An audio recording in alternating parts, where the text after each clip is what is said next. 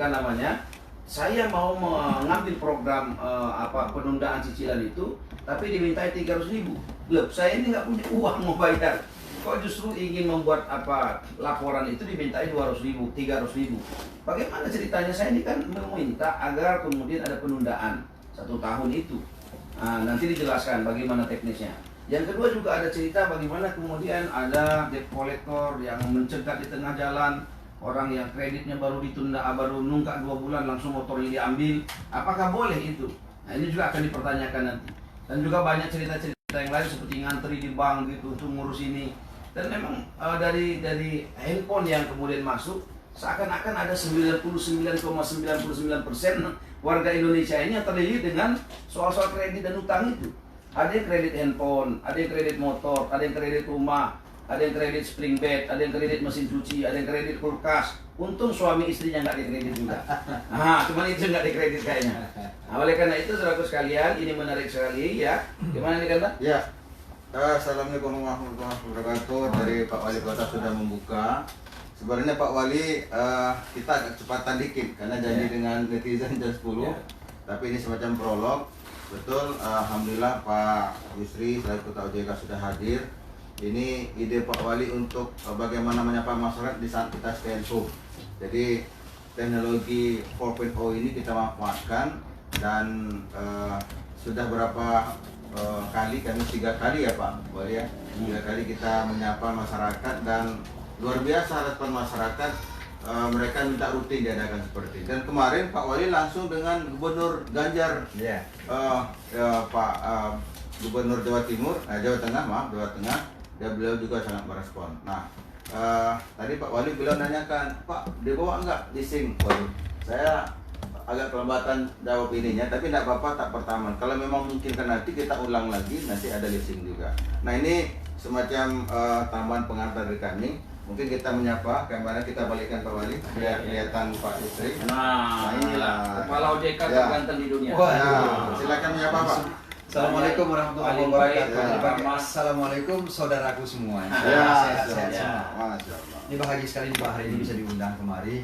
Sudah berapa kali sebenarnya di kemari, tapi sebagaimana tadi Bapak sampaikan bahwa kegiatan sekarang ini meskipun kondisi COVID ini di mana-mana, kita sebagian kerja di rumah, tapi pekerjaan tidak pernah kurang. Selalu saja ramai. Dan alhamdulillah hari ini berkesempatan bisa hadir di tengah-tengah keluarga besar masyarakat Kota Bengkulu, tapi medianya beda.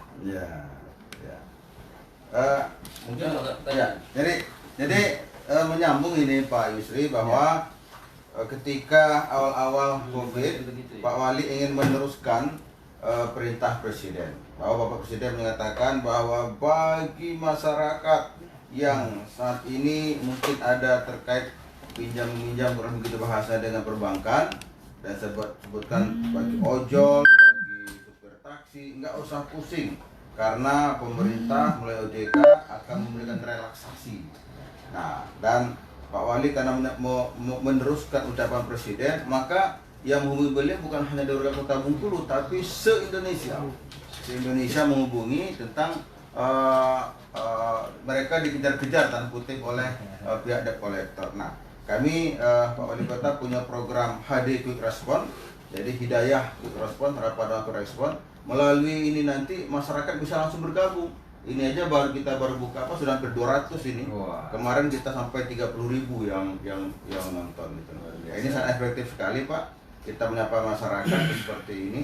Mungkin itu yang mungkin prolognya bisa Bapak jelaskan, apa betul ada relaksasi dari OJK. Baik Pak Wali dan Pak Wali yang saya hormati, beserta seluruh masyarakat Kota Bengkulu yang sangat-sangat saya hormati. Terima kasih sekali lagi sudah berkesempatan untuk bisa menjelaskan sebenarnya duduk perkara mengenai OJK ini seperti apa. Jadi Bapak-bapak, Ibu-ibu seluruh masyarakat, bahwa pertama sekali ingin saya jelaskan mengenai keberadaan POJK itu sendiri. Bahwa POJK ini adalah peraturan OJK ini diterbitkan dalam rangka merespon bagaimana proses dari dampak dari COVID ini sudah mewabah, bukan hanya berbicara sektor kesehatan, tapi sudah mewabah kepada sektor perekonomian. Nah, begitu berbicara sektor ekonomi, banyak yang terdampak, banyak yang kemudian berefek. Lembaga keuangan, baik itu bank maupun non-bank, Kalau sudah berbicara lembaga keuangan, pasti nasabahnya kemudian juga akan berdampak. Begitu berbicara nasabah, maka semua sektor ekonomi, hampir semua sektor ekonomi itu berdampak. Nah, maka lahirlah PUJK ini dalam rangka memberikan stimulus atau dorongan bagaimana kondisi ini meskipun bermasalah, berefek kepada semua sektor, tapi bisa diharapkan tetap bisa tumbuh. Maka muncullah PUJK yang disebut dengan PUJK tentang stimulus perekonomian nasional. Nah, di dalam stimulus ini, di dalam PUJK ini ada dua hal yang dibicarakan. Pertama, memberikan relaksasi atau keringanan. Yang pertama bagi industri keuangan itu sendiri. Bagi industri apa? Dulu mereka itu dalam rangka menilai kualitas kreditnya itu ada 3 faktor yang dinilai. Kondisi debiturnya, prospek usahanya, maupun ketepatan bayarnya. Nah, kalau itu diterapkan dalam kondisi COVID sekarang ini agak berat bagi bank. Agak berat, semua masuk kategori macet. Betul. Maka dibuatlah relaksasi ini hanya boleh 1 saja. 2 lagi abaikan aja. 1 itu ketepatan bayar pokok dan bunga. Nah, bagi bank, oke, ini menjadi relaksasi. Tapi muncul masalah lagi dengan kondisi ekonomi. Sekarang masyarakat sekarang nggak bisa kemana-mana dan segala macam. Ketepatan bayar pokok dan bunganya jadi masalah. Muncul relaksasi kedua, namanya restrukturisasi. Nah, apa itu restrukturisasi? Jadi bahasa perbankan restrukturisasi itu adalah memberikan keringanan. Keringanan dalam hal apa? Ada 6 keringanan diberikan. Bisa dalam rangka penurunan suku bunga, bisa perpanjangan jangka waktu, bisa pengurangan tunggakan pokok, bisa pengurangan tunggakan bunga, atau ditambah kreditnya. Jangan-jangan ini karena ada masalahnya mungkin dengan ditambah modal mungkin jadi bagus. Atau yang keenam, bisa penyertaan modal. Artinya lembaga keuangan pun bisa share modal di situ kalau memang diperlukan. Jadi 1 memberikan relaksasi bagi industri keuangan baik bank maupun leasing dan dalam rangka untuk menghitung atau menilai kualitas kreditnya. Yang kedua adalah restrukturisasi yang dirasakan oleh masyarakat.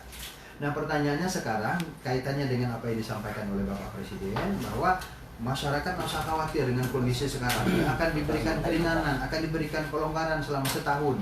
Maka di PUJK ini juga mengatakan bahwa kelonggaran atau restrukturisasi ini berlaku sejak PUJK ini diterbitkan tanggal 13 Maret 2020 sampai 31 Maret 2021. Artinya dalam rentang waktu 1 tahun itu silahkan masyarakat yang terdampak mengajukan restrukturisasi untuk diproses oleh industri keuangan, bank atau leasing. Jangka waktunya bisa beragam, Pak. Intinya adalah sampai dengan 1 tahun. Setelah dihitung-hitung nanti ternyata mungkin sebulan cukup, udah bagus, udah pulih normal kembali, maka sebulan. Atau jangan-jangan mungkin 3 bulan, 6 bulan, atau 12 bulan. Jadi intinya masa berlaku ketentuan ini 1 tahun. Pertanyaan berikutnya, apakah semua orang bisa mengajukan?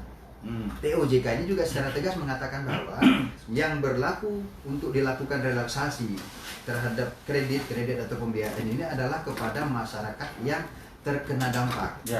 Terkena dampak itu bisa langsung dan tidak langsung. Yang langsung seperti apa? Ya nasabahnya sendiri sakit, masuk rumah sakit, divonis dia sebagai positif, masuk rumah sakit. Jangankan ngurus angsuran, ngurus kesehatannya aja sudah tidak mampu. Kira-kira gitu. Nah, ini berdampak langsung. Sedangkan yang berdampak tidak langsung adalah di sektor ekonomi. Sebagaimana kita lihat sekarang ojol, bagaimana banyaknya rumah-rumah makan, kantin, perhotelan, transportasi, hampir semua sektor ekonomi itu terdampak. Nah, berarti masyarakat yang tidak terdampak langsung, maka dia masuk kategori ekonomi yang tidak terdampak langsung, maka boleh dia mengajukan. Jadi intinya adalah boleh mengajukan memanfaatkan PUJK ini bagi orang atau nasabah yang terdampak COVID-19. Nah, kira-kira itu sebagai prolog Pak. Ada pertanyaan nih Pak. Ini dari Agia Riza. Itu bagaimana yang home credit Pak katanya? Home credit itu juga menjadi salah satu objek pengawasan kita. Nah, di home credit ini juga sudah kita sampaikan kepada mereka bahwa apabila memang nasabahnya itu terdampak, silahkan ajukan. Silahkan ajukan kepada perusahaan pembiayaan tersebut. Kemudian dari perusahaan itu tersebut wajib memproses. Nah, yang perlu saya tegaskan di sini bahwa ada sebuah mekanisme yang harus dipenuhi oleh masyarakat maupun oleh perbankan. Kemudian baru sampai di OJK. Pertama, setiap nasabah yang punya masalah, katakanlah dengan COVID ini, dia wajib untuk menyampaikannya, menyampaikan permohonannya kepada industri keuangan, bank, lembaga leasing, namanya. Jadi wajib dia sampaikan. Bentuknya apa? Harus formal, sampaikan surat. Pakai surat. Karena kalau pakai ngomong-ngomong nanti nggak jelas. Jadi harus pakai surat dulu. Nah, kewajiban bagi industri keuangan setelah menerima surat memverifikasi, lakukan penilaian apakah memang layak diberikan restru atau tidak. Ya. Berikan jawaban selama paling tidak 20 hari. Kalau 20 hari nggak selesai, silahkanlah ngaju ke OJK. OJK berkewajiban untuk memfasilitasi ini. Ada apa? Kenapa nggak diproses? Apa persyaratan yang belum lengkap? Nah, baru tugas OJK. Nah, sekarang karena masyarakat belum paham, telepon ke OJK, datang ke OJK. Nah, jadi kita belum bisa memproses itu kalau belum diselesaikan oleh industrinya. Jadi selesaikan industri dulu, 20 hari tidak ditanggapin, tidak ketemu titik terang atau jalan keluar, baru sampaikan ke OJK. Baik. Itu kira-kira. Pak Wali izin kemudian Pak Yusri supaya kita langsung komunikasi nanti ketika Bapak menjelaskan mungkin izin saya menjawab Pak ya. Ini yang menarik Pak Henderman Burhan selaku owner Hotel Vista. Ini beliau menyampaikan beliau sudah dibebaskan membayar 3 bulan tanpa syarat. Artinya ini jalan.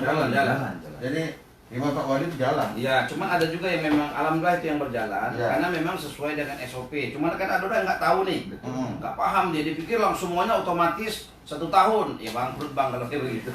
Jadi ini ada satu ya dari Alcantara mengajukan langsung ke bank Pak. Lalu bagaimana himbauan pemerintah tentang physical distancing itu? Apakah tidak ada cara langsung? Artinya memang di bank-bank sekarang Pak antrinya panjang-panjang. Ada tidak arahan dari OJK untuk teknisnya agar mereka nggak perlu ngumpul? Kira-kira begitu itu perlu jelaskan juga Pak. Silakan. Iya. Terima kasih. Siapa tadi Pak Suarman? Pak ya, Kantra. Ya. Jadi memang iya, sekarang ini kan sudah keluar peraturan semacam tidak boleh orang berkumpul, berkerumun dan segala macam yang dikenal dengan physical distancing. Di industri keuangan pun kami sudah menyarankan begitu, tidak ada lagi orang berkerumun ramai-ramai. Maka dibuatlah pembatasan-pembatasan oleh mereka di samping menyediakan alat-alat semacam cuci tangan, masker dan segala macam. Nah, bagaimana kalau nasabah yang ingin datang ke sana, ingin mengadukan permasalahannya, bisa beberapa media, Pak. Bisa bersurat, bisa lewat email, bisa lewat helpdesk-nya masing-masing industri itu, atau marketing waktu perasaan pencairan pertama. Silakan telepon, silakan sampaikan surat, silakan beremail. Jadi banyak media yang sudah disampaikan. Saya mengambil contoh ada beberapa lembaga leasing itu yang sudah di Kota Bengkulu sudah tempel Pak. Jadi tempel dipasang banner besar-besar. Jadi kalau misalnya mengadukan ini syaratnya, ini medianya, ini nomor teleponnya. Jadi sudah ada di situ semua. Nggak usah harus ke banknya, nggak usah harus ke leasingnya. Cukup bertelepon surat atau kirim surat atau bertelepon dengan marketingnya. Saya pikir semua insya Allah terlayani. Ya.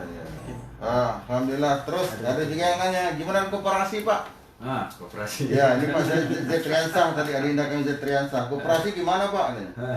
Koperasi kebetulan bukan di bawah ranah OJK, jadi koperasi adalah dinas koperasi.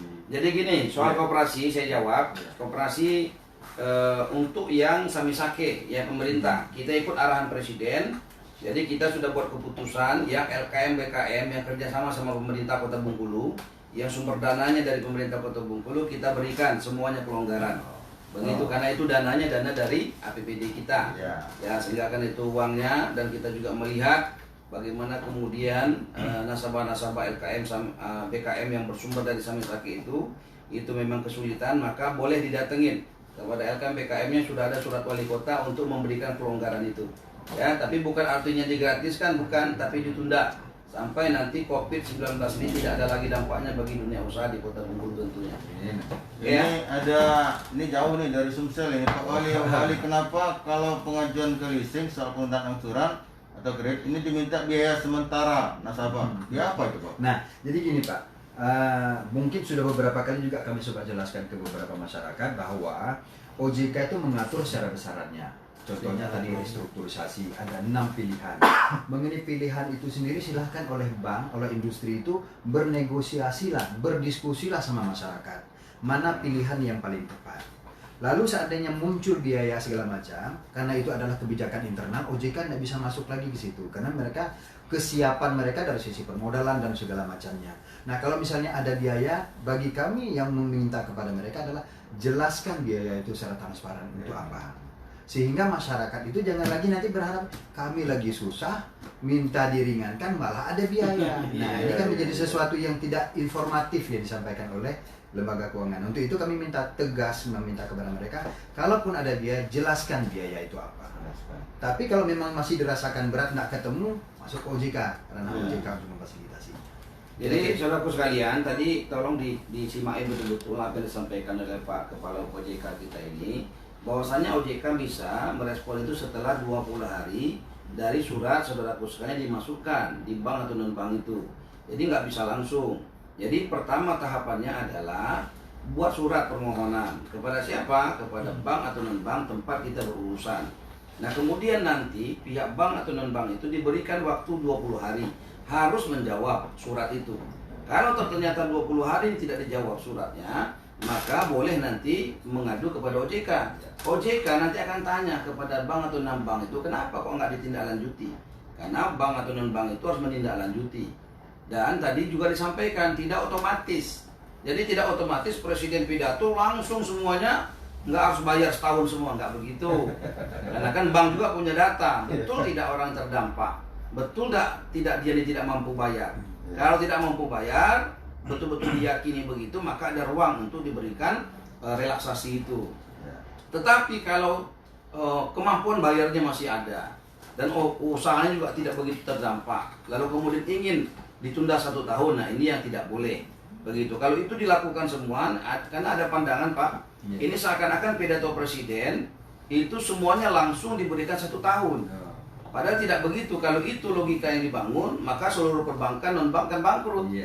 Bagaimana dia membayar listriknya, bagaimana dia membayar pegawai-pegawainya, bagaimana kemudian uang dia kan bukan uang dia nih, tapi uang mungkin juga dari yang tempat lain begitu. Sehingga tolong dipahami kepada yang memang masih punya kemampuan untuk kemudian bisa melakukan pembayaran. Tetapi kalau tidak betul-betul tidak bisa lagi, buat surat. Buat surat. Ini bagaimana kalau gaji ASN-nya sudah habis dipotong bank, Pak? Wah. kalau ini mungkin punya kekhususan ya, silakan nanti sama buat surat saja ke bank. Ada juga sih ASN yang kelihatan dia mapan, rumah besar, mobil banyak begitu, tetapi gajinya sudah habis karena untuk modal usaha. Nah, ketika usahanya lancar, nggak ada persoalan, dia bisa cicil bank begitu, begitupun untuk aktivitas hari-harinya bisa. Tapi masalah muncul ketika COVID datang, usahanya kemudian kolab, gaji sudah tidak punya, sedangkan hutang harus dibayar terus, kebutuhan keluarga juga tidak bisa ditahan. Ini jadi masalah. Sama saja, mungkin bukan soal ASN-nya, silakan buat surat. Surat ke bank atau non-bank kita bukan soal ASN-nya, tapi soal usaha kita yang terdampak tadi. Diceritakan saja usahanya terdampak itu usaha apa, dampaknya itu bagaimana. Contoh kasus saja misalnya, 1 hari saya pernah potong rambut. Saya tanya kepada Uda yang potong rambut, saya bilang, Uda gimana COVID ini? Waduh Pak, sengsara saya sekarang Pak. Sengsara gimana? Bayangin loh Pak, saya ini rumah ngontrak, listrik harus bayar, air PDAM harus bayar. Sedangkan tiap bulan saya harus bayar 500.000 ke BRI katanya. Ke bank saya harus bayar kredit cicilan saya 500.000 setiap bulannya. Sedangkan yang cukur rambut 1 bulan ini baru bapak aja. Wah, saya bilang ini kode keras ini. Berarti bayarannya harus lebih ini. Udah, akhirnya hal-hal yang seperti ini bisa saja kemudian bank memprioritaskan untuk diberikan kelonggaran. Karena betul-betul dia hanya menggantungkan pendapatannya dari potong pangkas rambut. Sedangkan maka salah satu relaksasi yang pemerintah berikan adalah PDAM-nya kita gratiskan. Begitu. Begitupun PLN juga ambil bagian untuk yang 400 sampai 900, 400 digratiskan, 950% bayar.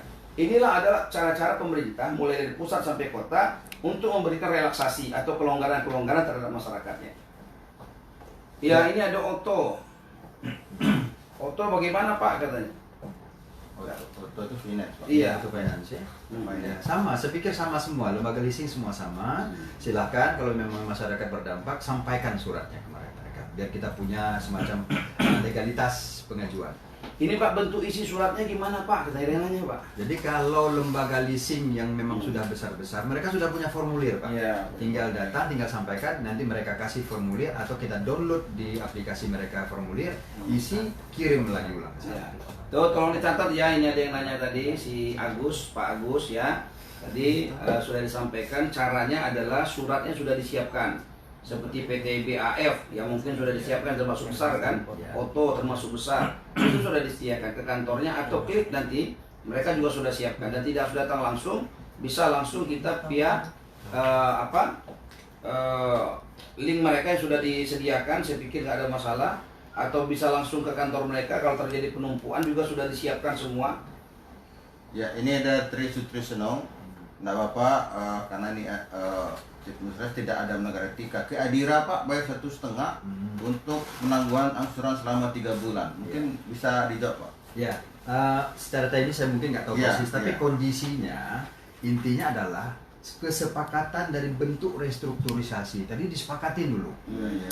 Apakah bunganya saja yang sekarang mau direstru atau termasuk pokoknya ditunda sampai setahun? Oh. Nah, jadi itu tadi Pak. Kesepakatan dua Jadi pihak, tadi ya? penurunan suku bunga, perpanjangan jangka waktu, pengurangan tunggakan pokok disepakatin itu Pak. Iya. Jadi setelah disepakati akan ketahuan, oh tadinya saya cuma ngangsur 1 juta, sekarang menjadi 500. Oh, Iya, betul iya. bunganya ini dikurangkan. Pokoknya tetap. Jadi nanti akan ada perpanjangan waktu. Misalnya gini Pak, diperpanjang dengan proses restru ini. Contoh disepakati perpanjangan jangka waktu. Maka selama 3 bulan ini nggak ngangsur dulu. Maka nanti jatuh temponya itu ditambah 3 bulan lagi. Nah kemarin banyak yang komplain, Pak kami sudah minta restru tapi jangka waktu kami jadi tambah panjang. Lah berarti jangka waktunya yang diperpanjang restrunya. Jadi pada intinya adalah ada beberapa kriteria sehingga mereka diberikan relaksasi gitu. Pak. Betul. Dan para netizen, saudaraku dari Kota Bengkulu, ini pola kami wali kota wakil wali kota selama stay at home ini untuk menyapa masyarakat. Pak Wali Kota beberapa tahun lalu viral bukan hanya di Kota Bengkulu tapi juga se-Indonesia bagi yang baru bergabung bahwa himbauan kepada pihak leasing agar tidak memaksa, termasuk juga Pak Wali bilang begini, kalau ada yang memaksa laporkan ke polisi gitu. Ya, karena memang kalau kita lihat YouTube-nya Pak Presiden, di akhir pidato Pak Presiden itu sangat jelas. Bahkan dia katakan, tolong kepolisian ini dicatat. Maka kita meneruskan kalimat Pak Presiden, biar tambah jelas kalimatnya. Saudaraku sekalian, tetapi tentu kita pahami, tidak mungkin seluruhnya otomatis. Karena memang dari WA ke saya, yang hampir seluruh Indonesia itu, ada yang dari Jawa Tengah, ada yang dari Jawa Barat, ada yang dari Jakarta, dari Aceh, dari Medan, banyak sekali. Perlu dijelaskan bahwasanya tidak otomatis. Jadi tidak serta-merta ketika Presiden instruksi OJK melaksanakannya, otomatis semua yang berhutang kemudian ditunda setahun semua. Tidak begitu. Tetapi orang-orang tadi, nasabah-nasabah tadi silahkan membuat surat atau surat yang sudah ada format itu ditulis, diisi, dan kemudian disampaikan dengan bank atau non-bank tempat kita berurusan tadi. Dan biarkan bank non-bank itu 20 hari membalas surat saudaraku sekalian. Jadi jangan langsung kemudian kita nggak sabaran, jangan, karena perlu proses. Bayangkan kalau seluruh Indonesia membuat hal yang sama, sedangkan pegawai dari bank non-bank itu terbatas. Oleh karena itu, saudaraku sekalian, 20 hari waktunya. Sudah kita dengar dari OJK tadi. Kalau 20 hari tidak ada respon, suratnya tidak dibalas, maka silakan lapor ke OJK. Jangan kemudian belum nunggu 20 hari sudah lapor. Bukan hanya satu bank yang diurus, tapi seluruh bank dan non-bank itu. Ini ada Pak Arifin Daud, ini mantan Sekda Kota Bengkulu, Pak. Beliau ini tokoh masyarakat kota.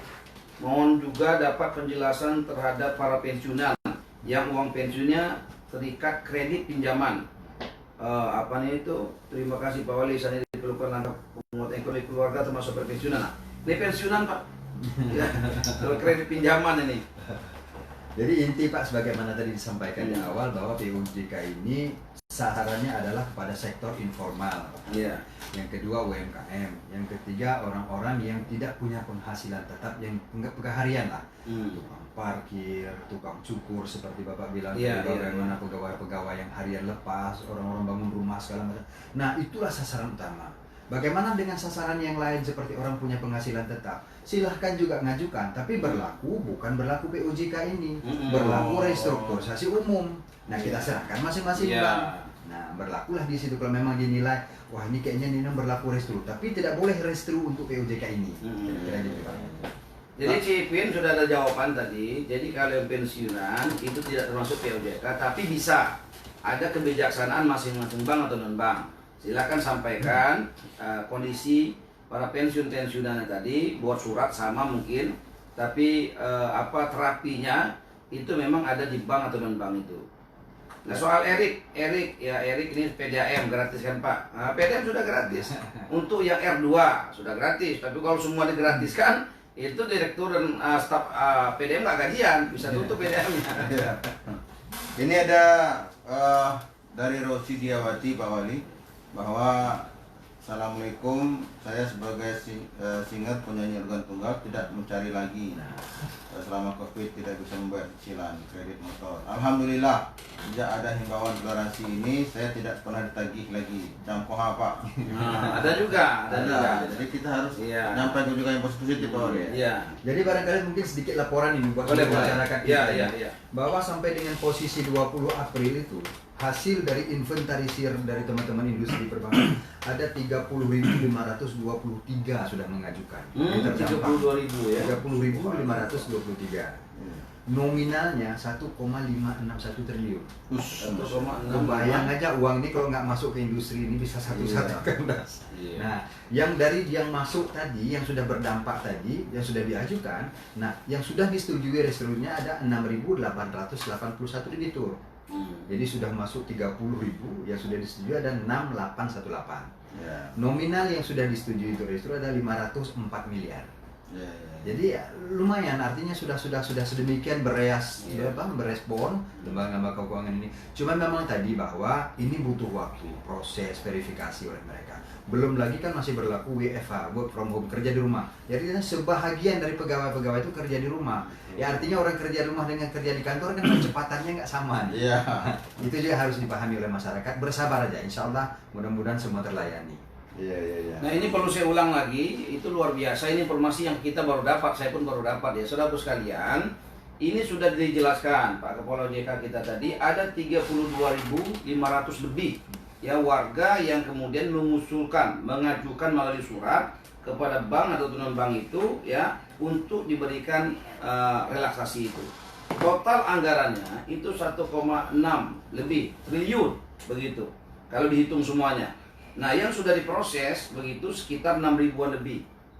Dan nilainya 504 miliar. Artinya, ini sudah berjalan. Kalau toh ada yang memang belum direspon, bersabar. Karena memang prosesnya tentu tidak mengurus ini saja. Ada hal-hal lain yang diurus oleh bank atau non-bank. Dari data ini sudah kita lihat, artinya apa yang diinstruksikan Presiden itu sudah ditindaklanjuti dengan baik oleh OJK. OJK pun sudah mengumpulkan bank dan non-bank, dan saya jadi saksinya ketika itu memberikan arahan-arahan secara teknis bagaimana kemudian menindaklanjuti POJK ini.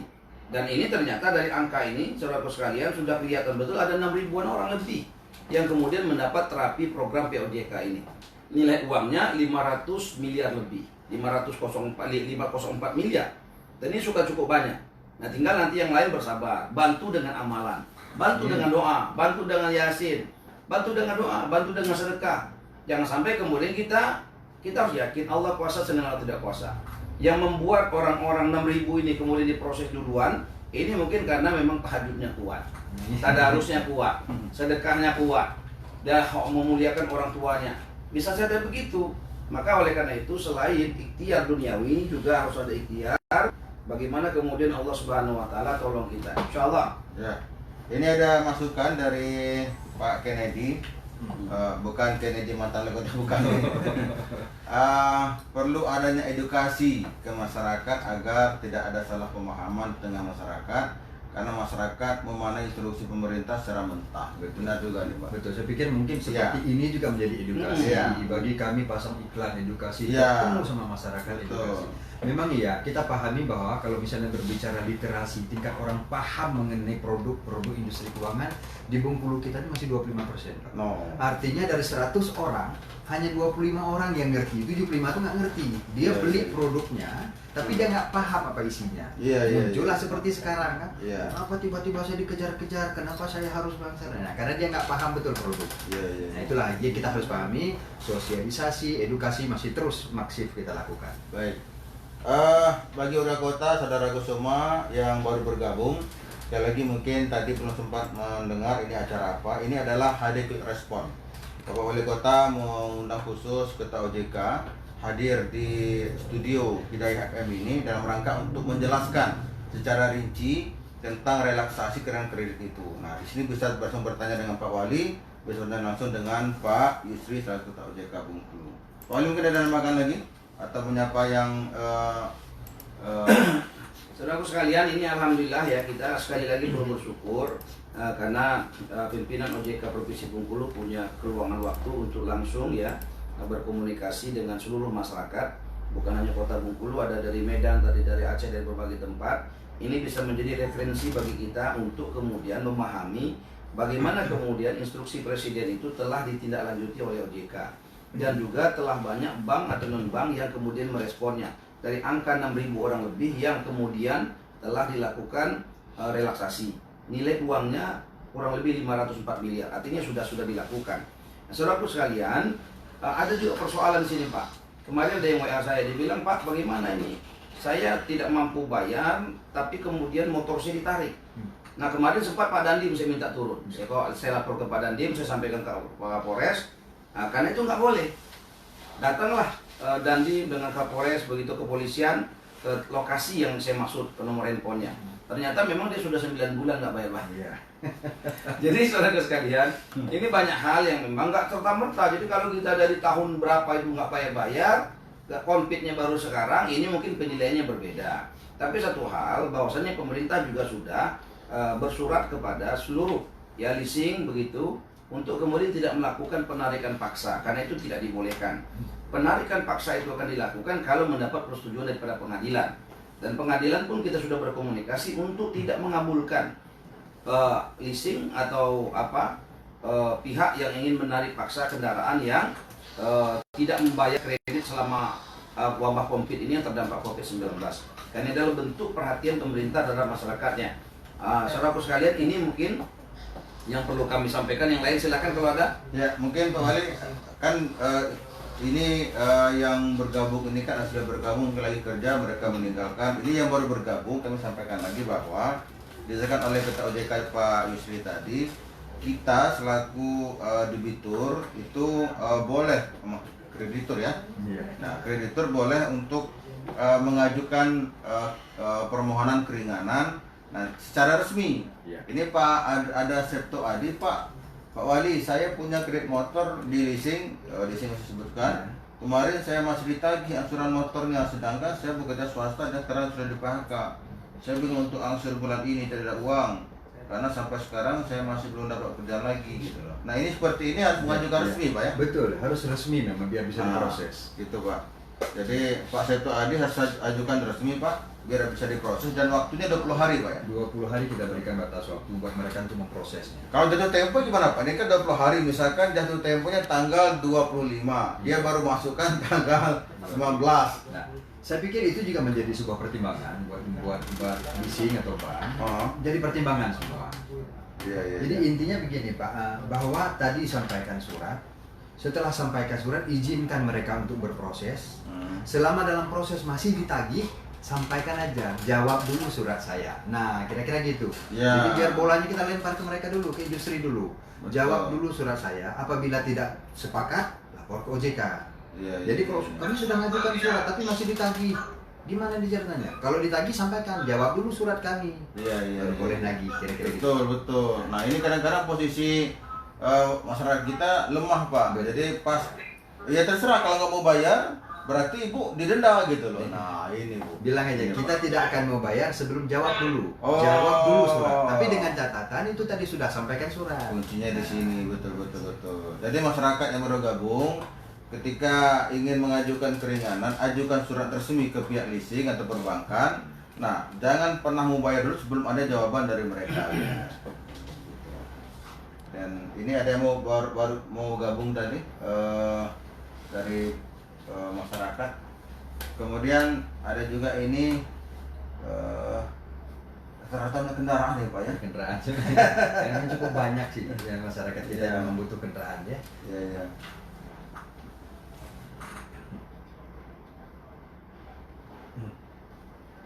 Ini ada Endah, Pak, tolong Pak, gimana caranya keluarga Jadi yang karena ini live, jadi banyak sekali yang bertanya, kadang-kadang di luar dari ini juga, tidak apa-apa juga, karena kita memang semuanya ini.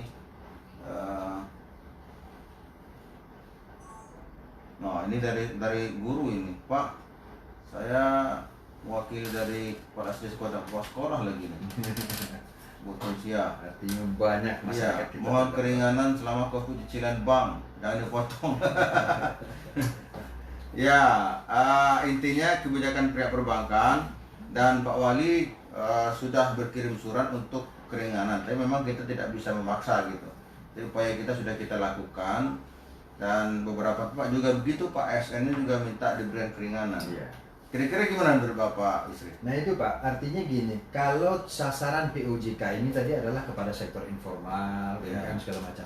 Apakah kepada yang lain yang punya penghasilan tetap tapi dia berdampak misalnya dengan daya beli dan segala macam? Proses itu sih silahkan aja saja ajukan. Karena proses restru ini bukan hanya untuk POJK, tapi untuk sektor yang lain juga iya. Tapi dengan catatan relaksasi yang diberikan yang ekstra ini hanya untuk yang berdampak. Sedangkan yang tidak terdampak ada juga relaksasi, tapi tidak ekstra. Iya, iya. Artinya tetap dilakukan proses restru oleh bank sepanjang itu memungkinkan, tapi tidak dengan fasilitas POJK ini. Iya, iya, iya. Ada satu hal Pak yang menjadi menarik. Artinya satu sisi memang rakyat perlu diperhatikan, tapi bagaimana kemudian bank non bank ketika mereka memberikan relaksasi, ada tidak bantuan dari pemerintah begitu? Jaminan apa bisa tidak, kebaikan apa yang diberikan pemerintah ketika bank atau non bank memberikan relaksasi terhadap masyarakat? Ambil contoh begini Pak. Hmm. Jadi lembaga keuangan seperti leasing, leasing itu sumber modal usaha dia untuk modal segala macam itu kan dari pinjaman Pak. Dari pinjaman ini makanya ada kebijakan di POJK ini yang 10 miliar ke bawah muncul relaksasi. Yang di atas 10 miliar pun diberikan relaksasi tapi dengan restrukturisasi normal. Artinya apa? Kalau dia memang sumber modalnya itu dari pinjaman, maka segera juga dia harus mengajukan restrunya kepada bank. Itu satu kalau dia swasta. Kalau dia pemerintah bagaimana? Pemerintah sudah menyiapkan sebenarnya. Tapi bentuknya seperti apa sampai sekarang belum diumumkan karena memang masih mempertimbangkan berbagai dampak, Pak.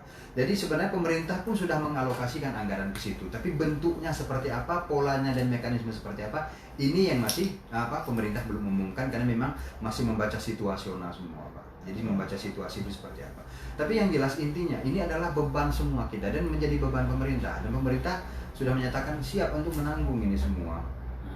Nah, jadi tinggal kita melihat saja polanya seperti apa, tinggal menunggu nanti pengumuman dari pemerintah, Pak. Ya, baik, baik. Ini ada dari Ratno Teli Pak. Pak, kalau jawabannya dari leasing bulan ini nggak dibayar harus buat perjanjian. Misal sudah bayar selama 6 bulan, jangka waktu 3 tahun. Kalau nggak dibayar kita harus bayar ulang lagi, Pak. Jadi yang dibayarkan selama 6 bulan hilang loh. Nggak begitu, Rosi. Ini dijawab, dengerin ya. Pak OJK jawab ya. Jadi tidak seperti itu prosesnya. Alangkah bagusnya ketemu langsung dengan mereka, tanya kalau 6 bulan, yang kita pahami sistem dan mekanisme. Kalau dia relaksasi itu 6 bulan, maka jangka waktu kita tadi 3 tahun menjadi 3 tahun 6 bulan menjadi nambah. Kenapa? 6 bulan ini direlaksasi, diiringankan lah. Nanti kapan diambil? Nanti diambil setelah jatuh tempo ditambah 3 bulan ya. Artinya bukan nggak bayar, bayar tetap, tapi diringankan, jangan sekarang. Nanti aja bayar. Nah kira-kira gitu definisinya. Jadi intinya hutang bayar tetap. Cuma bentuk membayarnya itu diringankan. Nggak usah sekarang, atau sekarang nggak usah 100%, dari 50% aja. 50% kapan nanti begitu pulih ekonomi. Ya. Jadi itu ya. Jadi hutang bukannya lunas gara-gara Covid, tidak. Tapi penundaan, ya ini perlu dibuat. Ada juga Dewita Mini Areka. Assalamualaikum Pak, waalaikumsalam. Untuk Bank Mekar Syariah masih menagih. Tiap minggu kami datang ke kantor tapi dia tidak ada respon. Bang Syariah. Jadi bukan kalimat kata Pak Kepala OJK, buat surat. Jadi Dewi, tolong buat surat. Surat kepada Bank Mekar Syariah itu tentang ketidakmampuan kamu bayar karena dampak COVID-19. Ceritakan sebenar-benarnya. Nah, sampaikan suratnya itu untuk mereka respon selama 20 hari waktunya. Jadi ada 20 hari waktu diberikan kesempatan oleh aturan. Kalau 20 hari, ya kan, dia masih menagih, sampaikan, jawab dulu suratnya. Kalau masih cuma jaga menagih, laporkan ke OJK. Kalau ada debt collector datang, caranya keras, tidak benar begitu, lapor ke polisi. Bisa dipahami ya? Terima kasih. Ya, ini intinya Pak Yusri, menurut saya memang edukasi harus kita tingkatkan Betul, dari inklusi betul, keuangan betul. itu. Jadi ada yang kurang paham, misalkan begini, tadi ada yang bilang, Pak, saya sudah pengalaman, saya memang ada keringanan 350.000, terus dapat penangguhan selama 3 bulan. Nah ini kan mungkin biaya ini dihitung bunga mungkin, Bisa apa, jadi pengurangan bunga ataupun pokok Iya. pinjaman gitu atau pokok angsuran. Nah ini kan pemahaman yang Informasi nggak lengkap. nggak lengkap gitu loh. Ini Pak dari Ratno Teddy tadi dia ucapkan terima kasih Pak atas penjelasannya ya, Alhamdulillah. dia paham dan inilah manfaatnya saudara sekalian. Kita acara nanti pemerintah Kota Bengkulu akan memaksimalkan semua media yang bisa membuat masyarakat Kota Bengkulu khususnya menjadi lebih bahagia. Salah satunya adalah pemerintah akan memaksimalkan siaran langsung setiap paginya dan setiap sorenya. Jadi sehari itu bisa 2 kali. Ya, jam 10 pagi dan kemudian jam 4 sore setelah asar. Ya, kalau setelah asar ini kebanyakan yang kita undang adalah tokoh-tokoh agama. Karena menjelang Ramadan ini kita pengen betul walaupun kita stay at home, tapi iman amal kita tidak boleh turun. Kita stay at home, tapi kemudian kebaikan-kebaikan yang kita buat, kita stay at home, kemudian kita menjadi pribadi yang lebih baik sebagaimana Nabi Yunus misalkan stay at paus, bukan stay at home kan. Dalam ikan paus begitu, seperti Nabi Ibrahim 40 hari 40 malam stay in fire, dalam api yang 40 hari 40 malam, kalau keluar menjadi pribadi yang lebih baik. Nah, kita ingin juga stay at home kita ini khusus bulan Ramadan ini ada Ustaz Dery gabung, ya Ustaz Dery gabung. Dia ini lagi stay at home 40 hari. Nah, dia punya jadwal 40 hari rumah dijadikan pesantren. Dan subhanallah tiap malam dia live dengan beberapa ulama-ulama begitu, para ustadz, dan kemudian disiarkan bahkan bukan hanya Indonesia tapi negara-negara lain menyimak. Ini juga cara-cara bijak dalam memaksimalkan waktu dalam rangka merespon arahan-arahan pemerintah. Bapak sekalian, ini mungkin ya sudah cukup. Ya. Terima kasih Pak Susri, Kepala OJK kita. Semoga Allah Subhanahu wa taala selalu berikan kesehatan, kekuatan kepada beliau. Ya. Ini kita doakan semoga beliau ini terus sukses. Luar biasa saya merasakan betul sebagai kepala daerah tentang kepedulian beliau terhadap suasana sekarang ini. Saya menjadi saksinya, dan kemudian kerja beliau luar biasa, kadang-kadang di luar daripada seharusnya begitu, karena saking ingin memaksimalkan pengabdian terhadap bangsa dan negara. Sehingga saudaraku sekalian, kita semua terdampak terhadap COVID-19 ini, tapi ayo kita tetap menjadi pribadi yang sabar, menjadi pribadi yang wise, yang bijaksana, dan kemudian jadikan wabah COVID-19 ini menjadikan pribadi kita menjadi pribadi yang lebih baik. Saya Helmi Hasan, Saya Didi Wahyudi, Wakil Wali Kota Bengkulu. dan Pak Kepala OJK kita juga akan mengucapkan terima kasih semuanya. Insya Allah nanti kita jumpa lagi nanti setelah asar ya dengan tema yang berbeda. Kami ucapkan terima kasih. Assalamualaikum warahmatullahi wabarakatuh. Waalaikumsalam. Warahmatullahi wabarakatuh. Mudah-mudahan masyarakat kita makin paham. Nah ini ada tambahan dikit dari YouTuber Bengkulu, BDTV. Silakan Dina, mulai aja. Ya.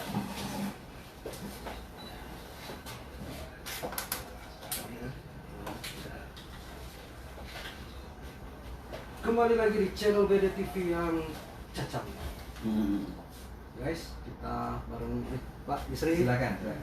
Bang Helmi, Bang Deddy, salam hidayah Bang. Ya. Ini barusan tadi menyapa masyarakat soal kredit. Tadi udah banyak menyapa, ada Pak Yusri. Ini kayak lagi di sidang Bapak. Sidang S3 apa Profesor? Lagi diwawancara. Diwawancara. Nah, ini menarik, kenapa? Menyoal keringanan kredit, betul Pak ya? Betul. Ini beliau ini semenjak COVID ini ada kontroversi lagi nih Bang. Ya. Ngotot pengen masyarakat diringankan kreditnya, utangnya, pinjamannya. Itu kenapa Bang terlalu ini bersemangat untuk itu? Karena saudara sekalian, pemerintah Kota Bengkulu telah menyampaikan visinya untuk menghadirkan kebahagiaan di tengah-tengah masyarakat. Dan kami selalu melihat dan mendengar bagaimana situasi kondisi masyarakat, terutama terhadap pandemi COVID-19. Hampir seluruh masyarakat kita ini berurusan dengan bank dan non-bank. Mulai dari handphonenya kredit, mulai dari tempat tidurnya kredit, mulai dari rumahnya kredit, sampai juga kepada mobilnya, motornya kredit, dan kemudian suami dan istri saja yang tidak kredit. Begitupun anak saja yang tidak kredit. Artinya memang banyak sekali warga, bukan hanya Kota Bengkulu, Pak, tapi bahkan sampai ke Aceh dan sebagainya. Maka kemudian hal inilah yang membuat pemerintah kemudian harus melakukan sesuatu. Dan alhamdulillah Bapak Presiden kita sudah berpidato sangat terang benderang di Istana Jakarta pada tanggal 24 yang mengatakan memberikan kepada masyarakat yang terdampak COVID-19 untuk relaksasi terhadap bangun. Dan itu sudah ditindaklanjuti dengan OJK. Maka karena itulah pemerintah Kota Bengkulu telah bersurat ya kan kepada bank dan non-bank itu untuk menindaklanjuti itu. Dan alhamdulillah Kepala OJK kita ini langsung luar biasa responnya dan langsung mengadakan acara pertemuan di BPBD Bank Pembangunan Daerah di Provinsi Bengkulu